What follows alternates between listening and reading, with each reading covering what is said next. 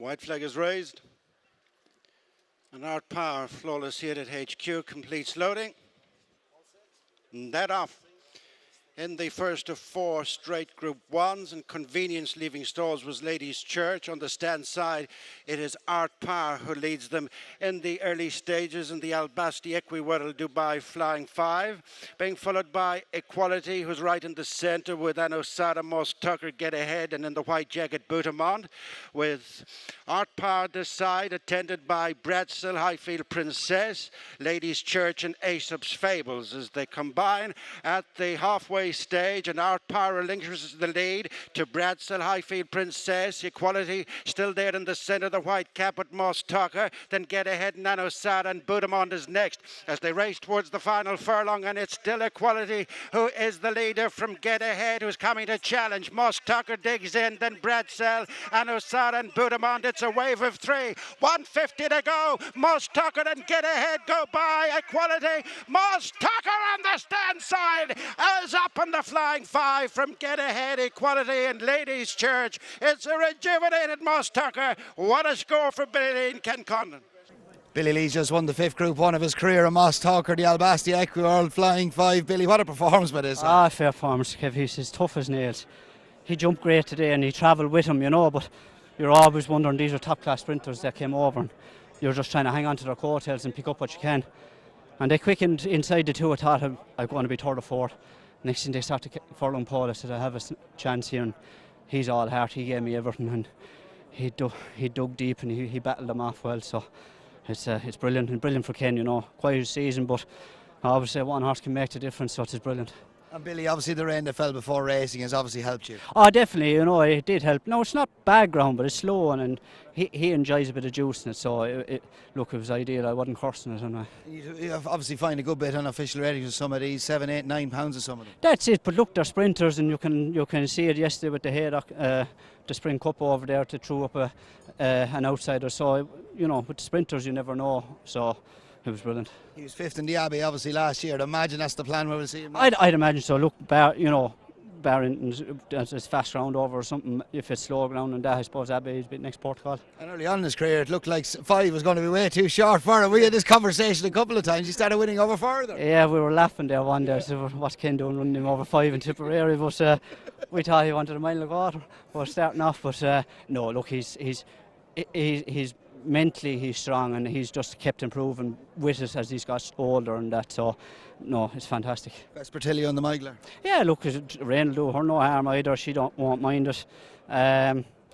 She seems well at home. We're here, and hopefully we can give it a good go. You've a length and a half to make up with Ylang, of course, on the Silver Flash running. Yeah, you know, I think Ryan that day wasn't overly I wouldn't say overly impressed, but he thought maybe he'd have won further. And my one coming out the next day maybe might make him feel a bit better, so you wouldn't know, but I'm confident this one will run a big race, and if we're good enough to win, hopefully we are. Great stuff, best of luck. Thanks a million. Yeah, so delighted to be joined by Moss Tucker's winning trainer, of course, Ken Condon. Ken, well done, your 4th Group 1 of your career, and of course coming at your local track following on from Rome and Nice the Guineas. Yeah, fantastic, Evan. Sure, look, it's a huge weekend in Irish racing, and the sun is shining now, but you know, before racing started, the heavens opened, and you start thinking, you know, just going to help us a little bit. But realistically, we thought, look, a good run, a big show against the British sprinters would be a good performance. And but look, he just got a superb ride. I thought, Kevin, Billy was excellent on him, and. Like, he had a willing partner. The horses, you know, he's improved the whole time. Last time, a month ago, it looked like a career best, and you know, obviously he's stepped forward from that again. So when you have a horse like that and you're working with something like that, it's, you know, huge satisfaction, and it's a big team effort there. And look, super day.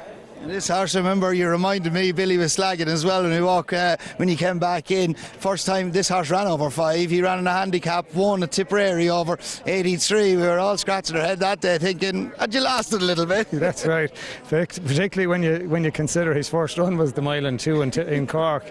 But that's where he was as a 3-year-old. He was, as you see him there as a physical, he's got plenty length and scope about him, and a big stride, and we just said, look, let him find where he's going to be be at, but he's just remarkable how much he's improved, and he's just got quicker as time went by, and the more racing he's got and training, the quicker he's got, and like he was just really good today, you know, so it was fantastic. And that's his 8th win of his career. These sprinters, when they start improving, you just don't know where the ceiling is going to be, do you? No, that's true. I mean, it probably started, you know, sort of last year, where he midsummer last year looked to sign. He went to another level and he finished off his year really well. He ran a big race in the Abbey, and then he followed up with a listed win here in October.